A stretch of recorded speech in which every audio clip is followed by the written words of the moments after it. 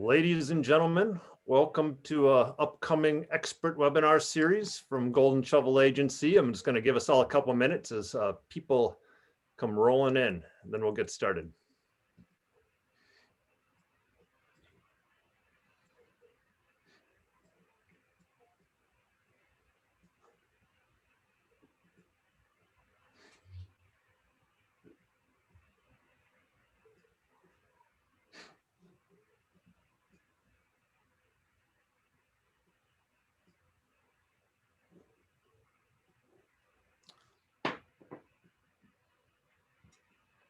Okay, well, let's kick this thing off now. Well, welcome everybody. Thank you for coming and attending a webinar that I'm particularly excited about today. It's Small Business is Big Economic Development. Ever since COVID had hit, there's been a massive focus back into our communities at the small businesses that create the majority of the jobs. And there's been starting with a mad panic to save as many of those jobs, and now is starting to turn into just a new focus for economic developers as a whole. And today we're going to be discussing that. I have some excellent panelists with me, just really excited to introduce. But just right before I make that introduction, just the quick housekeeping rules. If you have any questions, feel free to put them in the Q&A box. At the end of this webinar, we'll be answering all of those questions, as well as others that might come up along the way. So please put those in there. We will also be recording this webinar, so we'll be able to share that with you, as well as copies of some of the slides if possible. So with nothing more to do, let me make some introductions to you. First of all, introduce Anatolio Balde. He's a co-founder and managing director of GIS Planning, as well as the CEO of SizeUp. Really excited to have him here as a thought leader and has a lot to share about small businesses today. I also want to introduce Sandy Pratt, and she's the vice president at Underpinned. I'm an excellent PR and marketing organization that works globally. And Sandy, thanks for joining us today. Thank you, Aaron. And then I also want to introduce Mark Hayes. He's the director of business development over at SizeUp. I've had an opportunity to present with all of you before. You're excellent presenters. Really glad to have you. So without further ado, I'm going to start off with Anatolio and pass it over to you. Great, thank you. So I'm going to get started first by saying anybody who has any questions or wants to talk to me further, feel free to reach out to me through LinkedIn. I'm sure it's the same for Sandy and Mark. So I'm going to be talking a lot about really the why this matters and what's the evidence behind it. And where I want to start is actually with understanding and sharing with you what's going on within our profession of economic development, especially within this context last year of COVID. So the first major finding that came out from a national study is that the number one priority of economic developers is local. Everything else barely registered. And so you can see that there has been a big shift, a pivot and a focus on the local businesses that make up our economies. And these small and local businesses, they're very much they want help from local economic developers, as well as their state and even the national economic development organizations. So I'm going to ask in a survey, and Audrey, if you could throw this up, what is the number one priority of your economic development organization? And this, okay, so you're seeing your options right there. You could just vote. And Audrey, since I can't actually see the results as they come in, I guess whenever it gets to a point that you think it's fine to share, please feel free to do this. Yeah, we're just getting a couple more rolling in.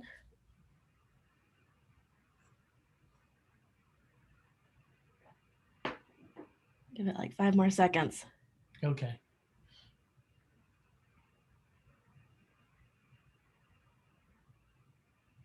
Okay, so it's actually, man, it's still coming in. They're changing.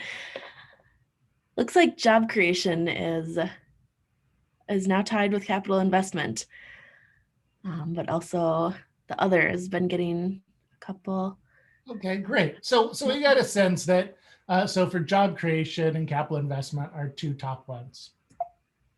I will then move on to just let you know that you, in terms of what your organizations are expecting, are similar to what's happening across a lot of economic development organizations. In a survey from IEDC, it actually looked and job creation was number one. And typically it's number one by a lot.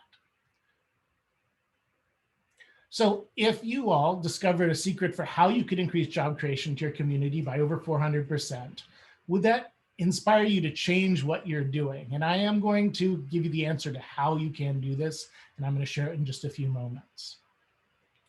So as it relates to small businesses have a big impact. And what I want to do is show you the data that proves this. So what we do know is that the US economy is about half and half in terms of small and big businesses. But the impact on the local economy is greater with small businesses because more of those local dollars get recycled within the local economy. There's been research around this. So if you had $100 in your local economy, this is from a study from Civic Economics that looked at the total impact of spending $100 at a local independent store versus a chain store. And you can see significant difference in terms of what the impact is on your local economy. Another study from the Institute for Local Self-Reliance found similar results, is that the secondary spending is more with local and independent businesses than big box. We also see that where the jobs get created comes from small businesses. And when we look at it coming out of recession, we can see blue is the line for small businesses and red is for big businesses. And we see total job creation coming out of the last recession.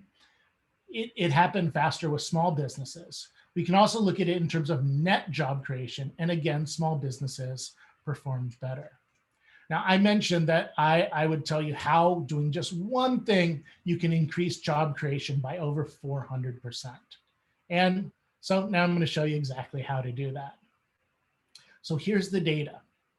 When we look at in time series from 1993 to 2015, which is, or actually 2016, so the period of time for which we have this data, and we track small business net jobs created and large businesses net jobs creation, you can see that small businesses over this time created 425% more net new jobs. So if your economic development organization put all of your effort into small businesses only, you would still have outperformed economic development organizations that put all of their resources into large businesses by 425%. So that's pretty significant. Another element of small and local business is this issue of entrepreneurship. And today, what we're experiencing is there's going to be both voluntary and involuntary entrepreneurship. So certainly there have been a lot of people who during the first shutdown, or maybe it was the second one, they're at home, and there's a lot of aspiring entrepreneurs who are thinking about, how do I start my new business? And they want to start their business. But then there's another side of this, which is all of the people who've been put out of work. We're going to be forced into entrepreneurship because there aren't jobs available to them. These are two groups that have different needs, but they both address this issue of entrepreneurship. So where will the new jobs come from into the future? So I'd like to step out of economic development and just use a completely different example. But for those of you who are on the call, if you knew that if you invested on March 23rd in the stock market, that if you put in $100,000 or $10,000 or $1,000, whatever that number is, that you could nearly double it. Like, we know that there's a clear trend and a big spike that's happened in the stock market. Well, we would want to invest if we knew that. So I'm going to tell you about another trend. And this one is mind-blowing. And it will start slow, but watch what happens. So this graph is powerful. It's looking at the new business application. So people who are applying to become a new business in the United States. And what you can see is there is this trend, there's this growth over time where you can see that something unique happened. And it didn't happen in the last recession. As you can see, new businesses actually declined. But looking at coming into this recession caused by COVID, that there is a massive spike. Now, you also look at it and you go, wait a second, but now there's a big dip. And that big dip is Q4. And you say, okay, well, maybe it's not such a big trend. Well, the problem with that is that this chart lumps a lot of information together. And new businesses opening actually is something that happens more at certain times of the year than others. So I've disaggregated that data. And now you can see that the general trend is that most new businesses start in Q1. That's the blue line, followed by Q2, which is the orange line, followed by green, which is Q3. And the least of all is Q4. So this is up to 2019. Let's see what happens this year in 2020. I'm sorry, not this year, but last year in 2020. So this dip, the fourth quarter dip that we are seeing, no, it's not a dip at all. The fourth quarter dip is actually higher than it has been any time in recent history. This is a massive opportunity. So you as economic developers really need to think about this. This may be a once in a career opportunity for you to focus on the new jobs, the new businesses that are happening right now. And if trends hold, right now, Q1 of 2021 should be one of the biggest opportunities you've ever seen. So take advantage of that.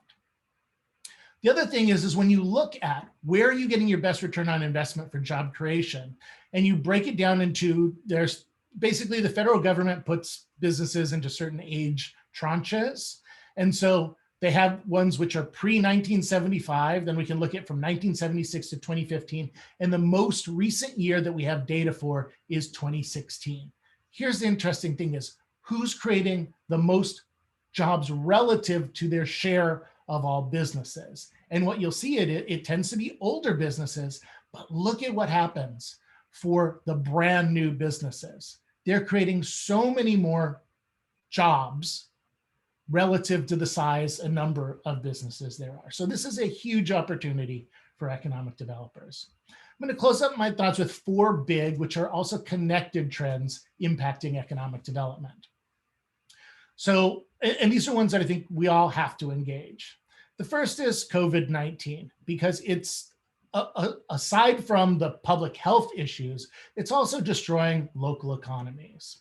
And when I was thinking about what it was I wanted to share about this, I think there's not that much I need to share. We're all experiencing. We see it when we're driving or walking by or biking by our favorite shops in the cities that we live in, and they're closed, many permanently. And that's what we've seen. So here's some of the data. According to research from Yelp, about 60% of temporary business closures due to coronavirus actually became permanent closures. And this was as of September.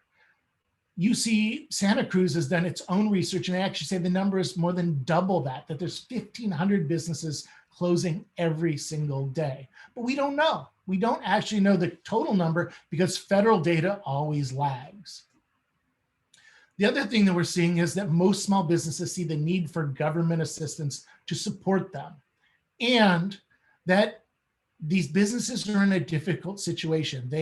48% of all business owners were not profitable at all in 2020. So they're in a difficult situation compared to what their past performance was. A second trend is this issue that job creation no longer requires business attraction. And so this was already a trend that COVID accelerated. So we thought always before, this is part of the tradition of economic development, that jobs were about location. And with remote work and with the changes in how people are doing business, it's created new opportunities for second tier cities and rural areas, and also even for urban areas. But how we started as a profession was really about jobs or something that came from outside. We would recruit them. We would use incentives. This is how economic development was founded in Mississippi. But today, that's not the biggest opportunity at all. Jobs are coming from expansion of local businesses, through entrepreneurship, and having a really great workforce. Another trend is the issue of economic inclusion. And 2020 showed us that this is something that is on the top of minds. You could see it from people taking to the streets to voice their unhappiness about what's going on. And what we see is there is both a concentration of income in certain groups. As you can see here, most of the big dollars made by those who are the wealthiest in terms of the top 5%. We also see the inequity when it comes to men and women's income. And we see the shrinking of middle income society, whereas the upper income continues to grow. When you look at wealth, you see the bottom 90% of Americans have only 23% of the wealth. So this is really talking about a big shift. And also, how does it impact African Americans and Hispanics and other minorities? And what you see is when COVID hit, Black small businesses were hit twice as hard as white ones. The last trend is the issue of digitization. And this is having a huge impact on economic development, because now all successful economic development is really about being digitally integrated. So whereas before economic development organization, they say, okay, our digital transformation, we're going to figure this out over some period of years. Well, this has now been compressed and accelerated because of necessity. And we can see that from research that came out from a national survey. You can get more of this information if you go to sizeup.com, but you see, look at of the changes that economic development organizations are making, 48% increased focus using technology for you all to help yourselves and work with each other, and 46% a focus on using technology tools to serve your customers. So of the top 4 priorities, 2 were about technology. So how do we help small businesses and entrepreneurs? Well, I think based on all this information, I think the solution is actually pretty simple. It's about investing in your local small business and entrepreneurs. However, success is simple, not easy. And I'm not talking with you today about what the solutions are. I'm turning it over now to Sandy and then over to Mark to talk more about these solutions.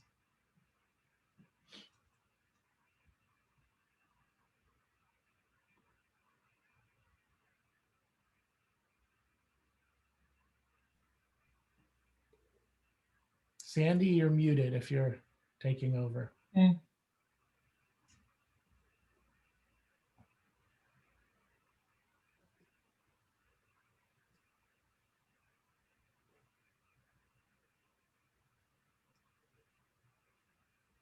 Okay. Everyone see that?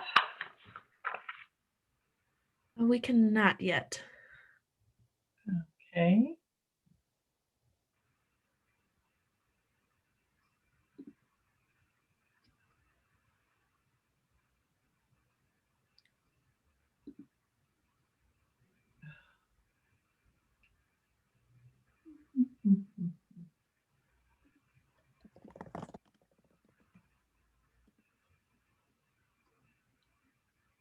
I'm going to tell you as Sandy's pulling up her presentation, I just had a quick question for you about all of these new businesses that are starting up. That data was fantastic. I mean, that's an unbelievable amount of business growth. And yeah, you're right. What an opportunity to take advantage of. How many of the new businesses, I mean, I don't expect you to know the percentage, but I wonder how many of the new businesses that are expanding are a result of all of those businesses closing, where people are just starting new businesses that are upgraded, a different flavor, different theme. Right. So obviously there are entrepreneurs that are opportunistic, right? So there are going to be great opportunities where the new businesses can take what was left by the existing ones. And think about this also for small businesses. There are small businesses who can go in if they need space, whether it's office space, manufacturing space, retail space, they can go in and take, if there's a closure from a national chain or a large company that had amazing tenant improvements, they can go in and get this, maybe more than they ever could have afforded before. So yes, obviously, if things die, they need to be replaced by other things. And that's definitely part of the trend that's happening is entrepreneurs are well, opportunistic. Absolutely. That's really interesting. All right, Sandy, you ready? Ready? Do you see my PowerPoint? No. Oh,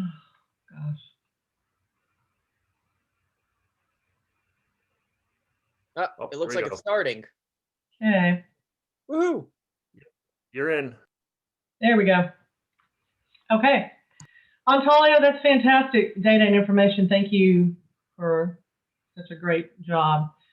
I'll skip over a couple of my slides because Antalio covered some of the data, but I love this quote from the Kauffman Foundation that the pandemic has reminded us as Americans of the outsized role small business plays in our economy, employing 47% of U.S. workforce, generating 2/3 of new jobs and serving as a critical path to economic self-sufficiency. I love that. We all love small business, and that just is. This next slide I'll flip over because a lot of that Antalio already covered. This was a survey that I saw from GGV Capital and Hello Alice that had some really good information. Some of the stats may be similar, but 30 million small businesses in the U.S. employing 60% of Americans, representing 40% of the GDP. It's talking about the 64% of these people who were surveyed. There were 4,100 small and medium-sized enterprises that were surveyed and how they performed in 2019. But then what's most important to this is the sentiment that they're seeing and hearing in 2021 that shows the resilience of small business owners that are finding new ways to reach out to customers, leverage technology to accelerate growth, and adapt operations to survive and thrive. 83% of businesses believe they will perform better in 2021. 93% expect to hire in 2021 compared to the 45% that we saw that were laid off in 2020. Again, out of 4,000 business owners surveyed, 75% intend to spend more on technology. Of course, we're seeing that significantly in 2020, but also more accelerated in 2021 is what's anticipated. And then 75% called on government assistance this past year, long-term grants, rent relief, and so on.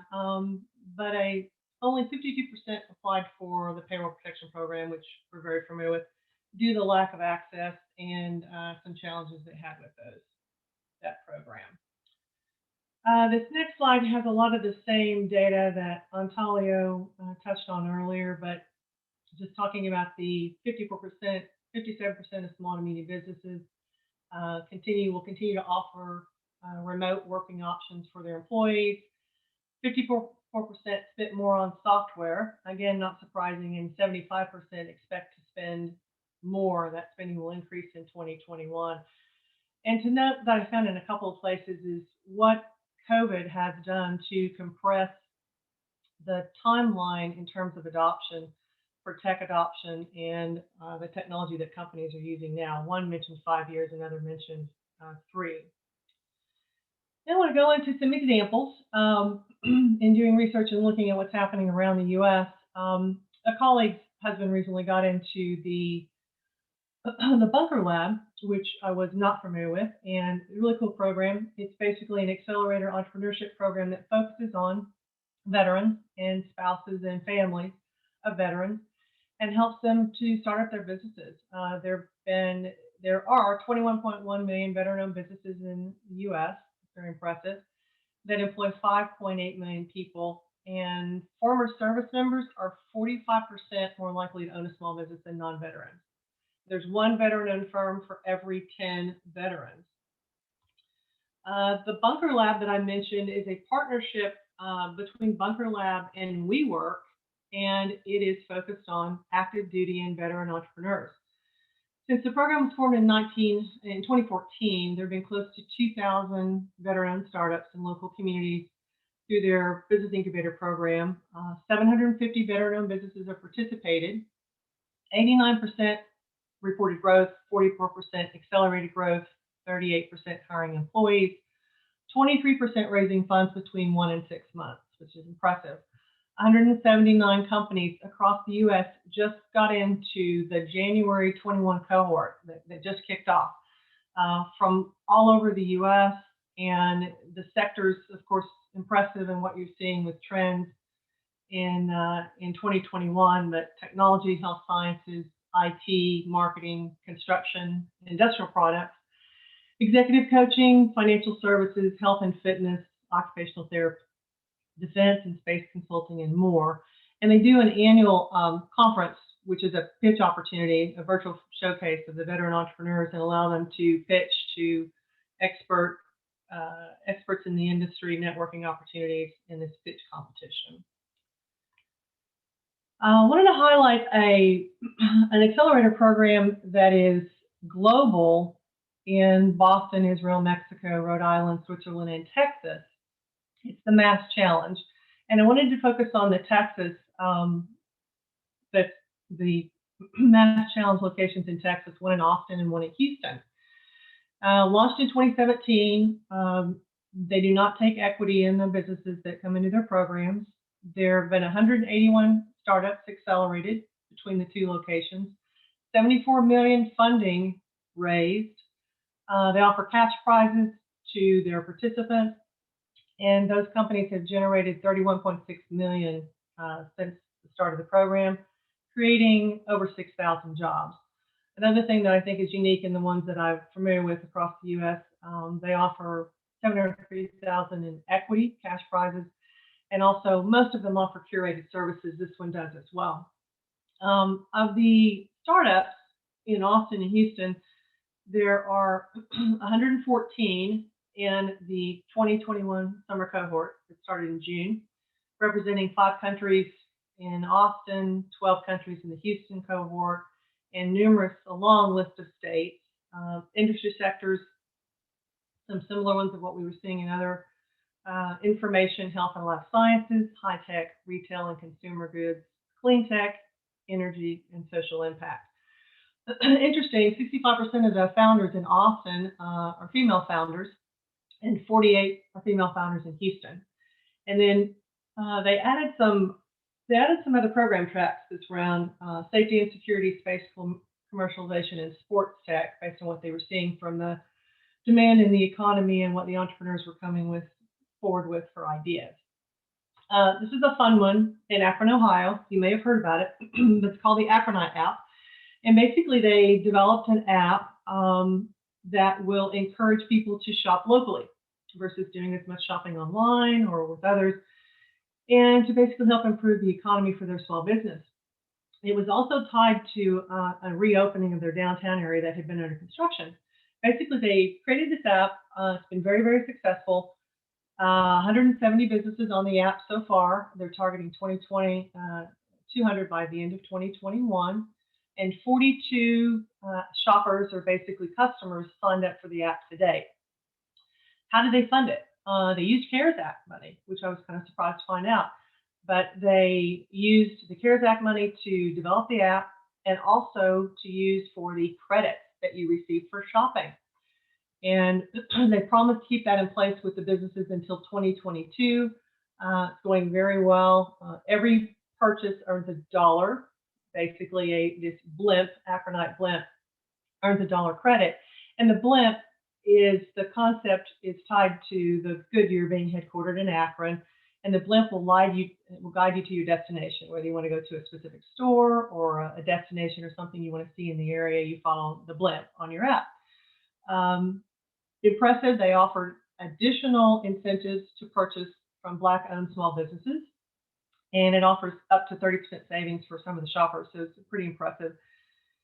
And it also has stories and information on the community. And I love the thing at the bottom. We are all Akronites, and we can all make a difference in our city. And that's what economic development in our work in our communities is all about.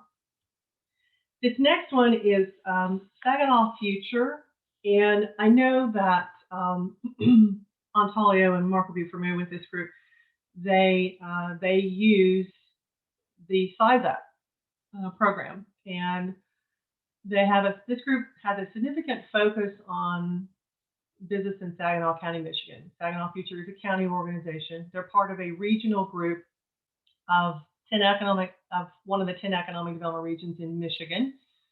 They have always been historically involved in grants, but even more aggressively so in getting grants during COVID. And they created a reopening playbook, and as part of their move with the use of their grants is they implemented Size Up. They used money to implement the Size Up app. It started out as a business startup program for them. It ended up being more focused on a business restart program. But they worked to get the Size Up app embedded with the economic development organizations throughout the region on their websites. Most of the counties in the region added Size Up. And what they found, as I mentioned, it started as a business launch-up tool, but most of the companies after the pandemic, it became more of a restart tool, basically helping them to modify their operations, look at based on what we're seeing with revenue and a current situation, what can we support for employment, purchasing, and other things related to the business, and where is our market, which is a lot of what startup does, is help them identify their customer base and their market. And it helped them to modify their operations in response to COVID and help save those companies and help them maintain until the economy was a little bit stronger for them. And this last slide, I won't go through. It's small, I know, but we're all familiar with Kauffman Foundation and the work that they do in small business and economic development. This they put forward as a 5-step roadmap toward inclusive, dynamic, and productive small business sector.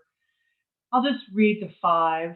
The first one is about respond to COVID crisis in the small business sector. That's about providing loans and grants at a scale that's tailored to meet the unique needs of small business during COVID-19. The second one, focused on entrepreneurial spirit, is to spur entrepreneurship among minority, female, and other disadvantaged founders. We're seeing a lot of focus on that this year, accelerated even more than in the past. Reduce barriers, such as antitrust laws and enforcement, and then replicate proven organization models that help small businesses scale. The third one is focused on financial systems. So they're suggesting a new generation of federally backed debt and equity products to meet the market needs, and then help strengthen the financial institutions that focus on small business formation and growth, which is so important to our small business. The fourth set is about harnessing the power of private and public procurement. I've seen some of this in some of the states that businesses are trying to get into procurement opportunities and we're not able to, some of it due to China competition. But this is suggesting to set an ambitious goal for federal procurement and state, local, and government to focus on small business and helping with that. And then mobilize the corporate sector and medical institutions around mobility, women-owned small business growth. The last one is measure to manage.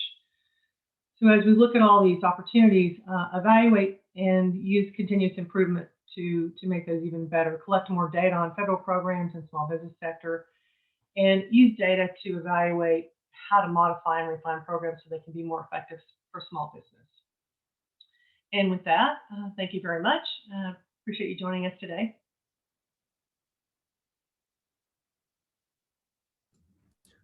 Great, thank you so much, Sandy.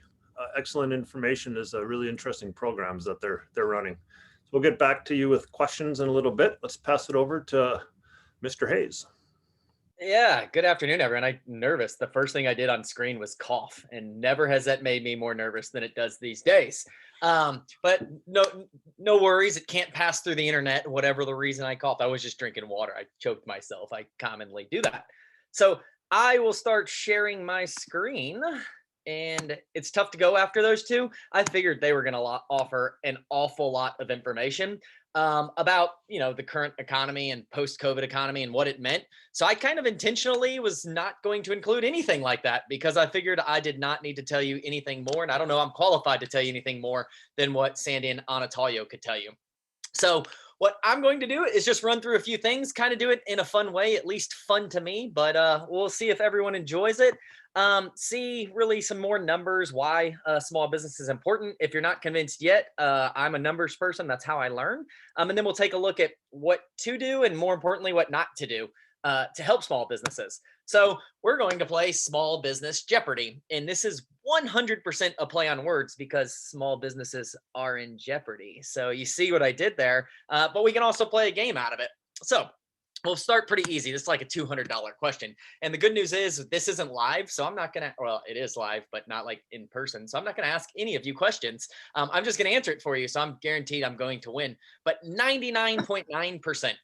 It's the biggest one, obviously. That's a big number. What could it mean? Well, what is the percentage of all businesses in the United States that are small businesses? 99.9%. Right off the bat there, you kind of know, like, obviously small businesses are big because they make up most businesses in the country.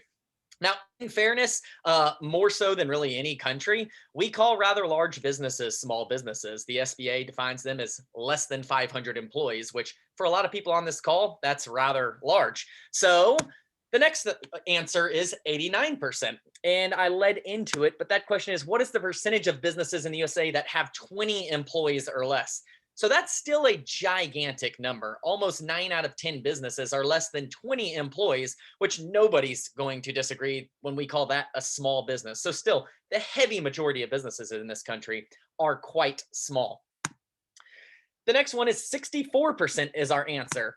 And that is, what is the percentage of new jobs created by small businesses? So now we're talking economic development speak. Anatolio mentioned in his presentation that, the main goal for most economic developers is to create new jobs. Well, 64% of them are coming from small businesses. So if your goal is to create more jobs, well, wouldn't you take them, kind of build upon what's already being created? And that number doesn't include the huge spike in entrepreneurship that we saw over the last 6 months. So this number's only going to grow. The next one is one you probably are not aware of, which is 188%. And the question that answer is, how much more likely are millennials and Gen Zers, full disclosure, I don't know the plural for Gen Z, so I said Gen Zers, but it works, to start a side hustle than baby boomers? 188% more likely. So if 64% of new jobs are already created by small businesses, well, that number is only going to increase because as the younger folks are starting to get into the workforce and then, become their own bosses, which there was a whole nother study that a lot of us are focusing on workforce development, right? Well, 50% of the people in a large small business study, the number one reason that they started their business is because they wanted to work for themselves. How do you capture that person to go work for somebody else? Their number one goal is to work for themselves. So this number is only going to continue to climb. And that's why it's important we focus on small businesses now and we're prepared to help them. Well, one of many reasons as they've been pointed out so far. So the next number is 50%. I guess the next answer, we're still playing Jeopardy. 50%. What is the percentage of small businesses that fail their first year? 50% of small businesses fail in year one. I point that out because this was taken before 2020. What is that number now? What does that number look like now? It's got to be worse than that. And 50% fail in year one, which we didn't plan this at all, but Aaron asked a question to Anatolio earlier about, hey, this spike in entrepreneurship, is that largely, like, what percentage of that is businesses that are just replacing businesses that went out? Well, that makes this statistic even more important because guess what? It's year one for a lot of these businesses that are starting. The heavy majority of businesses out there that applied for these businesses, obviously it's going to be their first year. It's so important you help them. 50% of them are going to fail if they don't get different help than what's been happening. And then the final number here, I promise we'll move to off of Jeopardy, is 95%. And the question to that, and there's different studies, obviously, and these statistics come from different places, but anywhere between 80 and 95% I've seen, what is the percentage of small businesses that fail in their first 5 years? So look at how many jobs are already due to small businesses. Imagine if we could just improve upon these numbers. So I was thinking to myself, and I'm like, how do I illustrate this outside of economic development? In another industry, let's try to make sense of it. And I decided that I was going to pretend to be a farmer, which is probably something I'm very, very unqualified to be. but we'll say we're farming corn here. And this is our beautiful cornfield. And we had all this corn, but for some reason, we could not feed everybody. So we decided to bring somebody in, and your job is to make sure that more corn is getting produced to feed everybody. So the first thing on a high level that I would say, if I was this person being brought in, is I would say, we need to go to the field next to this and grow more corn. There's an empty field over here. There's an empty field over here. We can simply grow more corn. So I start to do a study, and that's kind of what I think high level. But then I realized something as I start looking around.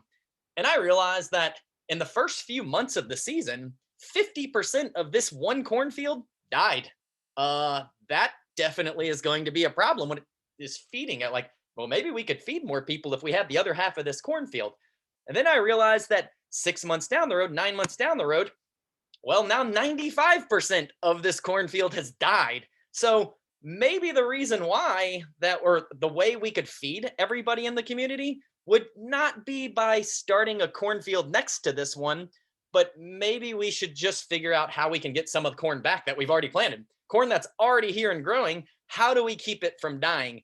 And I think I've made it painfully obvious that this pretty much perfectly illustrates, if you just make that 50% of failures in the first year 45%, if you make it 40%, look how many more jobs are being created simply just by not letting the businesses fail. And then 95%, you get that number to 60%, 50%, you've created this whole business community that's just vibrant, and you haven't had to recruit any other businesses to come in to make your job just kind of off the charts at this point. That's almost an unrealistic number, but in my head, it's like 50% fail rate seems awful. That would be amazing in 5 years. So the point being, take care of the things you already have. And there's so many more reasons too, right? Like, it makes your community more of a desirable place to live. That's important for people right now who are going to work remotely. Where do I want to live? Do I want to live where there are small businesses changing every other year, where they're boarded up? Do I want to live somewhere that's a vibrant community where people are happy within it? The small business community tends to lead that. So a lot of reasons to make sure small businesses are prosperous. So a question that's inevitably going to be asked is, why do small businesses fail? The top reason in this large thousands of businesses study was they found that there was no market need.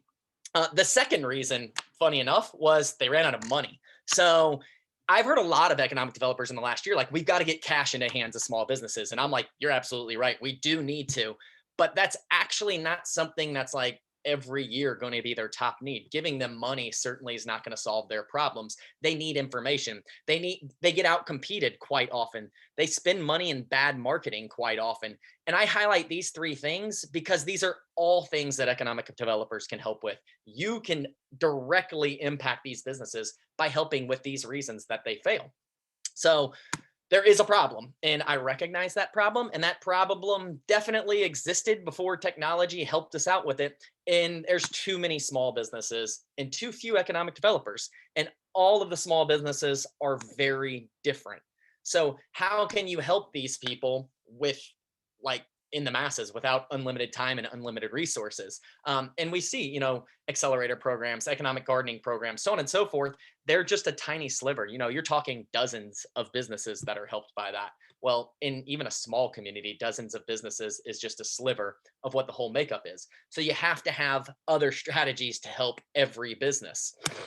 And, scalability, I just talked about, was the problem. And geography, I mean, even more so than ever, being geographically close. Well, right now we can't even go to somebody. So even if somebody is near me in certain counties, I can't even go visit them. So the only solution is the internet.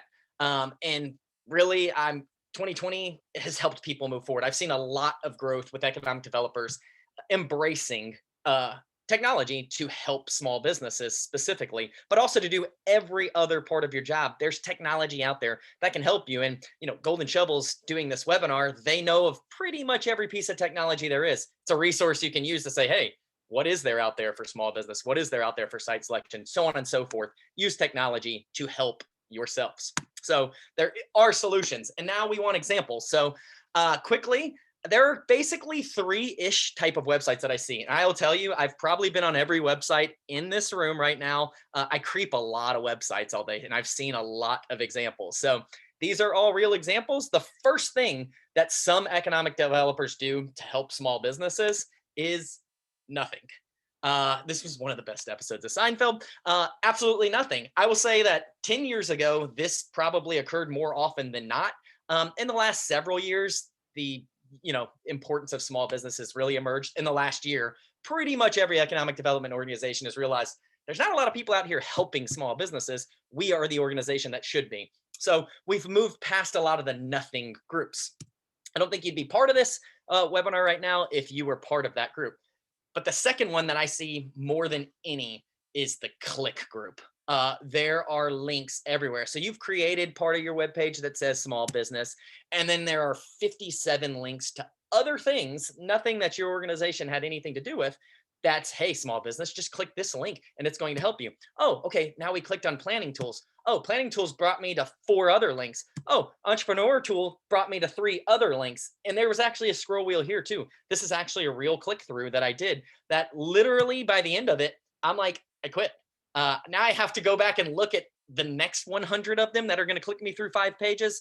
They're not directly helping me. It's kind of giving me the impression of help, but there's nothing there that's really specifically for me. You need tools that you helped put on there that you understand that small businesses can interact with.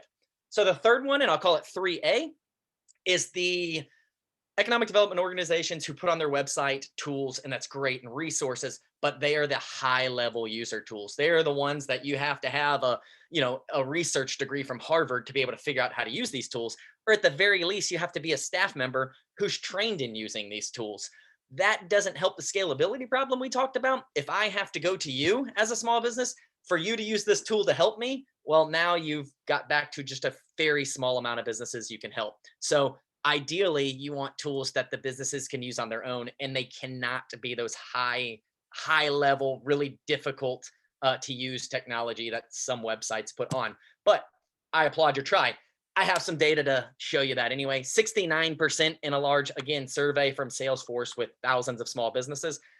That's the percentage of small business owners that say their top priority for using new technology is ease of use. It has to be easy or they're going to abandon it. So whether it's me saying it or whether it's thousands of small businesses, it's telling you you have to have easy to use tools. But I do applaud your effort if you're one of those that put in the tough to use stuff. So 3B, it's the user-friendly websites. You have to be using websites that are user-friendly, or your website has to be user-friendly so that small businesses understand it. And I know we're running really low on time. There are several websites out there I could show you that have done a great job of this.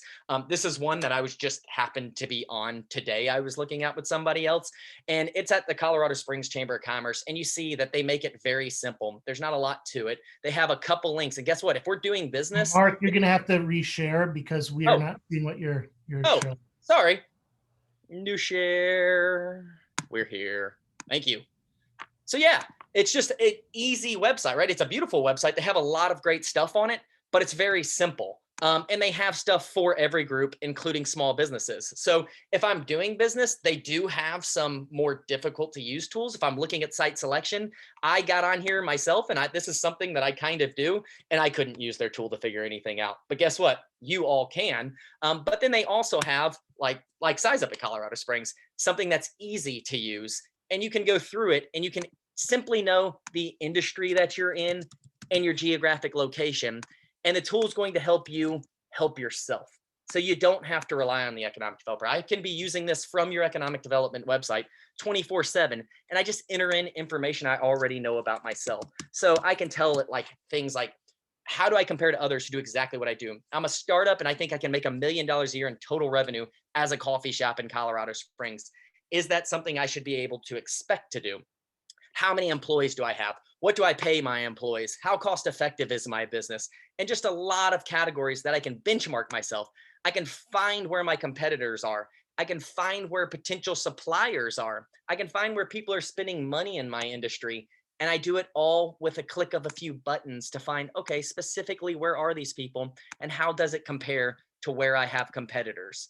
How does it compare to where I have potential business customers, to where I have potential business suppliers? So I can just simply type a few words in the industry I'm in, and I can find suppliers throughout the entire region, not just within your city, but it might be 2, 3, 4, 5 counties over on the other side of the state might be a potential supplier of mine that I can search for. We talked about a reason they fail. Poor advertising choices. there's a built-in tool specifically to help you in your industry choose best places to advertise and demographic information where I can find neighborhoods that have the densest population of certain groups of people. So it's one example. There are many examples out there. And again, you have the resources to ask people what they use, talk to your peers, see what they do to help small businesses. But I think we'd all agree at this point, it's extremely important that we do help small businesses beyond just the COVID-19 recovery. It will be more important afterwards. So I'll stop it there with my part because I want to make sure we have 10 minutes to answer questions. Thanks, Mark. Excellent presentation. I got a series of questions for you guys. Really informative, and it raised some questions for us. And so let me open up with, with all of this new business creation, let me put this one over towards Anna Talio. Could you talk a little bit about more the role that incubators and accelerators are going to play in that? Well, and I think we should, Sandy, I saw what you were, some of the presentations that you shared, and I'm interested in, I'm happy to answer, but I'm also interested in some of your ideas about what you think the role is. Is it different with incubators and accelerators for economic development organizations and what their role is? And then I'll talk about my own personal experience. Well, I think it's all over the board on Talio. You have those that are private sector accelerators, and then you have those that are associated with state agencies, regional groups, EDOs. It appears that they just kind of morphed what they think fits for their specific regions, but I'm seeing a little bit of everything, and they're growing rapidly. I'm sure you're seeing that, but they're popping up everywhere. There's more and more of it related to like the COVID impact and response to that. But I saw when you were talking about Mass Challenge, I was really happy to see that. Actually, my company was part of the first FinTech cohort in Boston. So we participated in this. So we've been, as a tech company, we've been invited to be in some of the best accelerators, and they're ones that took absolutely no equity out of our company. So we participated in Plug and Play and also Mass Challenge. And I really see these as a great partnership where you've got private sector, nonprofit, sometimes funded by government, of a new way to help businesses. And let's face it, we are not, my company, we have offices in multiple places in the US, one of which is not Massachusetts, but we were doing business there, and it really opened up our eyes to the opportunities that existed in Boston and in Massachusetts. It's also important, I think, to understand there's two different types of groups. Now, accelerator is great for a company that's already growing well, and then they just want to go even faster. But it seems there's also an important role for the incubator, which is for the truly like the micro, or they're just getting off the ground opportunities. And I see the connections. There's opportunities of working with libraries who have physical space to create this type of starting off point, and with the SBDCs and SCORE and things like that. So I think that that's a good resource, but if we can bring those in and have them wrapped around the services of the economic development organization, it's a huge opportunity. Yeah, definitely. They have such a network of resources and experts between the accelerators and the incubators. My son just went through the accelerator in Oklahoma City, and just all the connections with venture capital nationally, angel investors, all kinds of business resources, how to do business, and connections with their market sector. It's just stuff you can't, and they're experienced. They've done it a lot. They know how to approach it. So it's an impressive resource, and it definitely helps ensure the success of a small business. Yeah, hey, thanks for sharing your experience also with your own accelerator programs. To the person that asked the question of the tool that was presented by Mark, that is Size Up, and so by all means you can reach out to Mark Hayes to learn more about that tool. Long as I'm talking about Mark, well, where could I start? This is, it's interesting to say, like, investment promotion, not small, but the big kind of business attraction. A lot of that work has been switched to trade. Like they're trying to now, instead of trying to find investment, they're trying to work out new trade deals. It seems to me, you made a comment that 180% of millennials and Gen Zers, as you quoted, that could become the new term for sure. I think you coined it.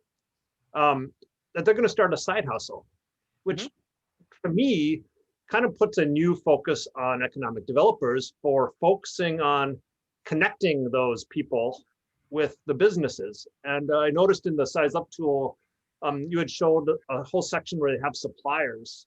And I'm just curious of your thoughts on that. I mean, don't you think that if all these small businesses are going to create jobs, they're going to need business, and that suddenly the new role of economic developers is connecting those businesses together so they all grow?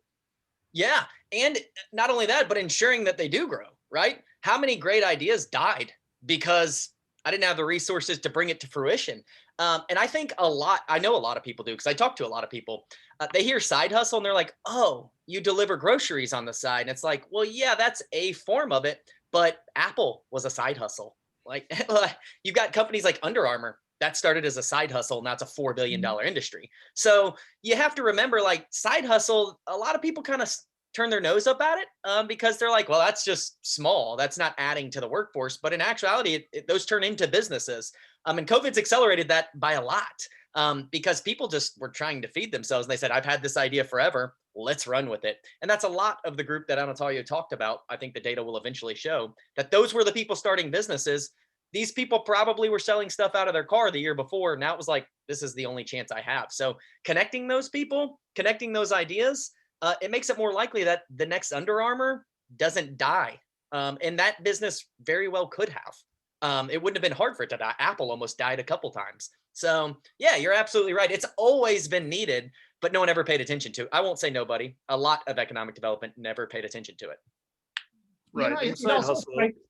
It also strikes me that this is a generational issue, right? So, and probably this is why younger economic developers are getting this better than my generation and older generations, is because they didn't grow up with the sense of, oh, I'm going to go work for one company or two companies in my entire life. I'm going to do many things, including have my own business, do my own things. And if economic development organizations don't get in tune with that generational shift, they're not seeing the opportunity of the present. Yeah, and I wanted to your point, Mark, about the kind of tossing your nose, being side hustle shouldn't be compared to getting rich quick schemes. The side hustle in my mind is the security of being able to try a new opportunity and to grow that under the comfort of another job, and then knowing that the risk doesn't happen until you stop the other job and take on your full hustle, so to say, right, and turn it into a full-blown business. And often it's the same industry, right? Like, I'm being trained by these people who are paying me to be good at this thing that I'm going to spin off into my own thing. So yeah, you're right. There's just, as you're helping big businesses, these people working for them are already thinking about their next thing. And it was funny. I was reading an article that was quite old, just I read a lot. And it was saying, if you're a person wanting to start a small business, these are 5 places you should go. Economic development didn't even scratch one of those. Nothing even referred to your economic development organization. And that was a wrong way of doing things. That article was from like 2010. And I do believe we've changed a lot since then. But yeah, for that side gig, not your selling shampoos, but yeah, that side hustle, it needs to be fostered and grown. As it relates to these entrepreneurs who want to do things, one of the characteristics is that they are good at that thing, but they may not be great at business. Like, they may be amazing at making pizza, or they've come up with some new process, but they don't know those aspects of actually running a business, and that could kill them no matter how good their product or service is. I was wondering if, Mark, you could talk a little bit more about, because you made the argument, well, if we could prevent some of these failures, and I would guess one of these failures is that they don't know what to expect, and how do they measure what could happen or what they could expect? Yeah, I mean, and that's an easy one for me because it's something that I help people do every day. You need to be able to compare yourself to others who do exactly what you do, whether it's in your community, in a neighboring community, within your region, within your state. I would say that's for some small businesses, for a lot of them, they fail because they had unrealistic expectations. It may be that they weren't bad at what they did, but they rented out a building or they bought a building or a strip mall or whatever parts of it that they could never match the amount of revenue they were going to gain to get there. And I showed one piece of a size up tool that showed you exactly like, this is what you should expect. Base your expenses off this, find your market here. Because guess what? Somebody else has already screwed up. Don't do the same things they did. And it's going to help you understand where the ones that are still alive, what they're doing and what they're doing properly. Don't reinvent the wheel when you're in an industry that a lot of other people have been in. Yep. I have two more questions. One that came in that can, actually, first I want to ask one to Sandy. Thanks for sharing all those different programs. And they're really interesting. One of the things that stuck out for me was that 65% of the new startups were female founders in 2021 for the Mass Challenge. I believe female founders has certainly gotten recognition as businesses that are more likely to succeed than male founders. I think that's been done before. But what I'm curious to ask you about is, do you know of PR or marketing strategies or communities that are really targeting not just the entrepreneurs in small business creation, but focusing on female entrepreneurs? And if you do, I'd love to hear an example. If you don't, it sounds like we may have stumbled upon a new opportunity for. I don't. It's something to research for our next presentation for sure. I know that at least the Thunder Launchpad, based with the NBA Thunder team here in Oklahoma City, they do focus on people of color, minority, women-owned businesses. That is a focus. That's their mantra. So they really push for those. And when they look at their cohort applicants, those will rise to the surface if they feel it's a viable option. So there are those groups that are focused on bringing those types of entrepreneurs into their programs. Yeah, that's interesting. I think maybe we should do another webinar that just is on the topic of small business ownership by women and crunching those numbers. Another one that Anatolio, you had mentioned about, there's these renovated office spaces, people coming in 2019 and they're doing these elaborate renovations. Everyone's on top of the world. 2020 is going to be their breakout year, and then their doors close. And you've got this offices that are remodeled. I hadn't thought of that. And I see that as another opportunity for some very specialized PR and marketing to highlight those types of properties, and what a deal they'd be at, and maybe focusing them in towards entrepreneurs and those small businesses like you recommended.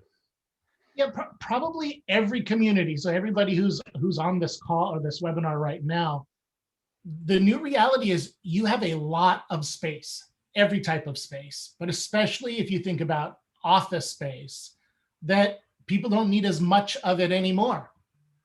The new reality is that work from home, working from other locations is going to be a standard thing. I'm not saying it's going to be after the, everybody's vaccinated or whatnot, that it's going to be, we're going back to 5 days a week or 0 days. There'll be something in the middle, but you just don't need as much real estate. So this becomes an opportunity for small businesses to go in and get these things at a discount.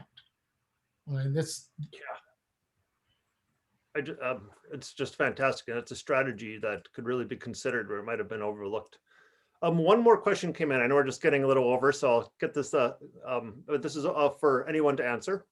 If you were creating a brand new BR&E program at your economic development organization, what would be your first priority for small business visits? Would visits be electronic or in person in this day and age? And open that for anybody that wants to take it. Perhaps, and just from my own opinion, I would say that that would depend on the type of businesses that you're being focused on. But what do you guys think for a BR&E program? There's just, I said it within my presentation. There's too many businesses to focus on in-person visits, unless you're talking you are a really, really small community. How much can you get done with in-person visits? They're important, obviously. And I understand that question was probably asked because of COVID. So depending on your community, you may not even be legally allowed to go do an in-person visit. It's an opportunity though, because maybe it was looked at as rude, like, oh, you don't think much of me prior to 2020 if I'm just trying to do a virtual meeting with you. But now it's like, we can take advantage of it, right? Like, let's do a virtual meeting because it's not safe out there. Well, now I can do a whole lot more of them and learn a whole lot more information. Good point, Mark. Because if you're going to do a virtual meeting right now, I mean, whether it's a large business or a small business, you're going to do it virtually. So the time done virtually is going to be considered equal across the board. I think Yeah, it's it's a just great normal opportunity. now. Yeah. It's even more important than ever. And I know there's some of those that are doing virtual business walks and things like that, but it's so important more now than ever to stay connected, keep them connected with other businesses virtually as well, other resources. And you have seen an increase in focus where EDOs are focused on small business for sure. There definitely needs to be more of it, but you've seen a significant increase in that as well. I think if I were to ask Aaron, because this is, the world that you live in of websites and technology, if I say, well, what's a visit? Well, visit shows up in our Google Analytics as somebody coming to the website. So I think the whole idea of what a visit is needs to be rethought. I think that for economic development, you're going to see two trends that seem like they're opposite, but they're not. You're going to see high tech and high touch. Both of these things are going to happen. So there is going to be, we see it, it's very clear, the digitization of economic development is not an option anymore. Every successful economic development organization must be digitally integrated or they're becoming irrelevant. In addition to that, there's always going to be the personal aspect of relationships. Maybe this will be face-to-face, but I think more of the face-to-face, I mean, I can see every one of your faces right now. We are having a different type of face-to-face, and everybody has become used to this. Think about the efficiency of this if I am an economic developer and I'm trying to meet with my businesses. I can have 2 meetings where I'm physically face-to-face with businesses in one day, or I could have 8. That's empowered. And I still think, though, that this is very personal. At the same time, how do you scale? And Mark really brought up this issue, is how do you as an economic development organization reach out to 1,000 or 10,000, or if you're a really big city, maybe over 100,000 businesses? You can't do that with human beings. So we've got to figure out what can be handled digitally and then what can be handled through people. The higher level work that you as economic developers have gotten personal training, the professional training for, that's when you're needed. What can you give to technology and software to deliver to the masses? So it's got to be both.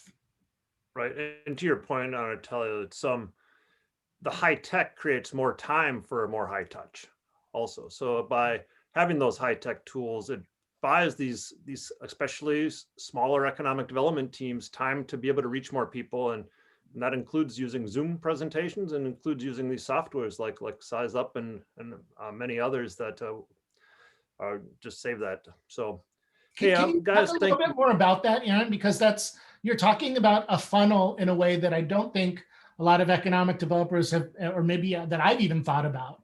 So what does that funnel look like? Well, I mean, it's right now, the websites are still the home for so many of these groups. And, even in your local town, even if they are lucky enough to know you exist and are, could reach out, they're still going to go to those websites first. And so those tools answer so many questions, the Size Up tools, the lead tracking tools, the ones that are put into place that, even like the business, all of the economic development organization tools like GIS planning and the like, where you could go in there and see Zoom Prospector. These are just saving time of the economic developers of having to do that work over the phone or over a meeting or in person. And the types of solutions that you're getting from running the queries, like Mark ran, hey, what about these coffee shops? I want to know how this, to call up an economic development organization and to ask that question could be a half day's work to crunch those numbers and get back to an organization, whereas they found it in 5 minutes. And that's a half day time where you could have 8 more half-hour meetings with local businesses and touch base and have that high touch, which is, in the end of the day, this is a people person business. And so what we got to do is make sure that the people that are being personable are available. So Thanks, Aaron. guys, thanks so much for this time. Your time today was really valuable. We have this recorded. We will be sharing the recording out to all to see it, whether you were able to attend today. If you were able to attend, feel free to share that with others. And I believe everybody's contact information is out there. But if you have any questions, you can reach out to these people directly or through Golden Shovel. We'll make sure we get you connected. So thanks so much. And I'm going to call it a day. So Thank you, see you everyone. guys at another Thanks, Aaron. webinar, I Thanks, hope. everyone. Bye-bye. Everyone.